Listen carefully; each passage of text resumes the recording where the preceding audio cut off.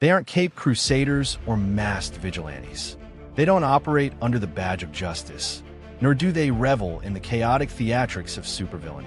No, they exist in a realm of their own, a shadowy world where survival is measured in split-second decisions and lethal precision. Cold-blooded, methodical, relentless. These men don't just pull triggers, they rewrite destinies with every bullet fired. And now, the time has come to answer the ultimate question. When the dust settles and the bodies fall, who stands as the deadliest of them all? Is it the legendary Baba Yaga, John Wick, the man who turned grief into an empire of blood? Or is it Hutch Mansell, the underestimated wolf in sheep's clothing, whose quiet rage burns just as bright? The debate ends here. The fight begins now. Only one can claim the title of the perfect killer. Let's settle this, once and for all. To understand what makes these two men so dangerous, we need to go back to where they came from, the lives they left behind, and the shadows they can't escape. John Wick wasn't just an assassin. He was a myth wrapped in blood and bullet casings. In the criminal underworld, his name carried the weight of a nightmare. They called him Baba Yaga, the boogeyman, but that wasn't quite right. He wasn't the monster hiding under the bed. He was the one who hunted monsters. The kind of man you hired when you needed the impossible done, when failure wasn't an option. And then, for a brief, beautiful moment, he walked away. Love gave him an out, a chance at something real.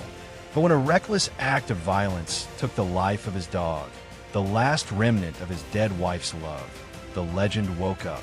And this time, he wasn't just killing for money. He was killing for revenge. Hutch Mansell, on the other hand, was never a legend. He was a ghost. To the outside world, he was just another suburban dad. Overlooked, unremarkable, the kind of man who blends into the background. His days were filled with monotony. Mistrashed pickups, silent car rides, the quiet erosion of a life that once meant something. But beneath that forgettable exterior lurked something far more lethal. Hutch wasn't an assassin. He was an eraser. A former government operative trained not just to kill, but to make problems disappear permanently. Unlike Wick, his name didn't echo through the underworld. There are no stories about him, no myths, no fear. And that was his greatest weapon. Because the most dangerous predator isn't the one you fear, it's the one you never see coming. So who's more terrifying? The answer depends on what scares you more, the devil you know, or the one you never even knew was there. John Wick and Hutch Mansell are both lethal in their own right, each a master of violence. But their approaches to combat couldn't be more distinct. Wick is a precision instrument, his movements calculated and fluid, blending martial arts finesse with the deadly accuracy of a seasoned gunslinger. Every strike, every shot is deliberate, as if he's conducting a symphony of destruction, graceful yet merciless. His style is a brutal kind of artistry, a ballet where every step is measured and every bullet finds its mark. He doesn't just kill, he executes with chilling efficiency. Hutch, on the other hand, is pure, unfiltered chaos. There's no elegance in his violence, only raw, desperate brutality. He doesn't fight with technique. He fights to survive, using whatever's at hand, a shattered bottle, a fire extinguisher, even a curtain cord, to tear through his enemies. His combat is messy, visceral, and fueled by sheer aggression. Where Wick is a surgeon, dissecting his opponents with cold precision, Hutch is a cornered animal, lashing out with everything he has until the fight is over. One thrives on control, the other on instinct. One fights with near-perfect discipline, the other with unrelenting fury. In the end, both leave bodies in their wake, but their paths to destruction could not be more different. John Wick and Hutch Mansell have both stared death in the face and laughed. Wick, the legendary assassin, has endured every kind of violence imaginable. Bullets, blades, brutal falls, and the crushing weight of grief. Yet no matter how broken his body, he rises again, fueled by sheer will and the precision of a man who refuses to stay down. Hutch, on the other hand, doesn't just endure pain, he revels in it. A man pushed too far, He takes beatings that would cripple others and smiles through split lips, as if the agony only sharpens his fury. Where Wick fights with the cold focus of a warrior, Hutch brawls with the reckless abandon of a man who's already lost everything. Both are survivors, but in different ways. Wick's strength lies in his unbreakable discipline, while Hutch's power comes from something far more dangerous: the unhinged thrill of a man who has nothing left to fear. Killing either is nearly impossible, but while Wick can be worn down, Hutch, he might just be unstoppable. What truly drives these two men? At first glance, they may seem similar. Both are relentless, highly skilled killers pulled back into a world they try to leave behind.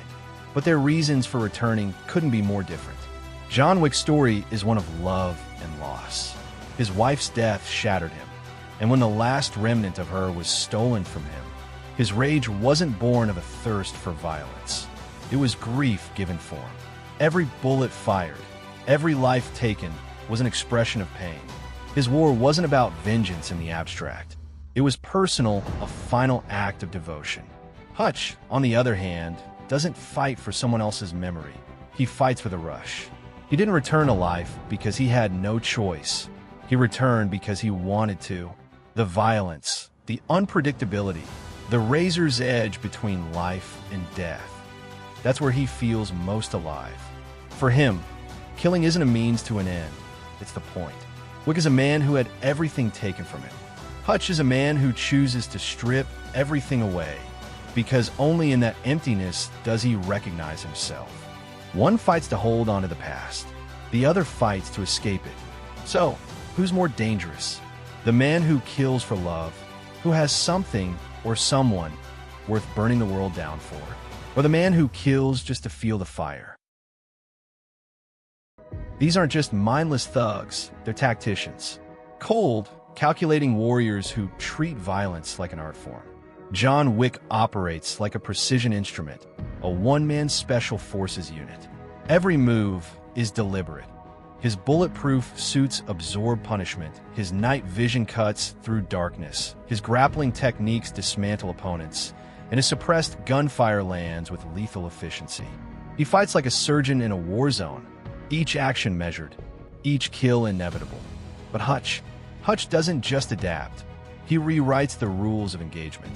Where Wick brings order to chaos, Hutch weaponizes chaos itself. A warehouse isn't just a battleground for him. It's a playground of destruction. He rigs explosives, scatters smoke bombs, turns nails and knives into projectiles, and even hurls gold bars like blunt force shrapnel. If John Wick is a grandmaster playing chess, moving pieces with flawless strategy, then Hutch is a demolition expert playing checkers. Except the board is rigged to blow, and every jump comes with a body count. One thrives on control, the other on carnage, but both leave trails of devastation in their wake. John Wick is the epitome of lethal elegance, a master of his craft, sharp as a razor, and feared by assassins worldwide. He moves with calculated precision, every bullet a statement, every fight a brutal ballet. His name alone carries weight, a whispered legend in the underworld. He's not just a killer, he's an institution. Then there's Hutch Mansell, rough, relentless, and utterly unpredictable. He doesn't fight for glory or reputation. He fights to survive and destroy. There's no artistry in his violence, only raw, unfiltered fury. He's the kind of man who doesn't just break the rules. He never learned them in the first place. Where Wick is a scalpel, Hutch is a sledgehammer. Wick operates in a world of codes, honor among killers, and unspoken respect. Hutch, he doesn't care about respect. He'll bite, claw, and improvise his way through a fight because winning isn't about style. It's about walking away. So who's truly better? It depends on what you value. If you want a flawless, almost mythical warrior, Wick is unmatched. But if you want a man who'll drag a fight through the mud, choke you with whatever's nearby, and leave you wondering what the hell just happened, Hutch is your nightmare. Maybe the real question isn't who's better, but who's left when the dust settles. Because in the end, legends and monsters don't compete. They just outlast everyone else. Who would come out on top in the ultimate action showdown? Picture this. John Wick, the Baba Yaga himself, the unstoppable boogeyman of the underworld, facing off against Hutch Mansell, the underestimated nobody with a lethal set of skills and nothing left to lose. Both are masters of close-quarters combat. Both have walked through fire and come out swinging. But if these two titans collided in an all-out battle, who would be left standing? Wick's precision, relentless stamina, and near-mythical reputation make him a nightmare for any opponent. But Hutch, he's the wild card, the guy who thrives when he's counted out, turning everyday objects into weapons and flipping the script when the odds seem impossible. It's not just about who's faster or stronger. It's about strategy, adaptability, and sheer will to survive. So what's your take? Is Wick's ruthless efficiency enough to put Hutch down, or does Mansell's unpredictability give him the edge? Drop your vote in the comments, and let's settle this debate once and for all. Who's your money on? The legendary assassin or the dark horse with a hidden rage? If you love these high-stakes hypotheticals, make sure to hit that like button, subscribe for more epic breakdowns, and turn on notifications so you never miss an action-packed analysis. We got more explosive matchups coming your way, diving deep into the skills, tactics, and showdowns that define cinema's deadliest warriors. Until next time, remember, you don't cross the boogeyman lightly, but you really don't want to piss off a nobody.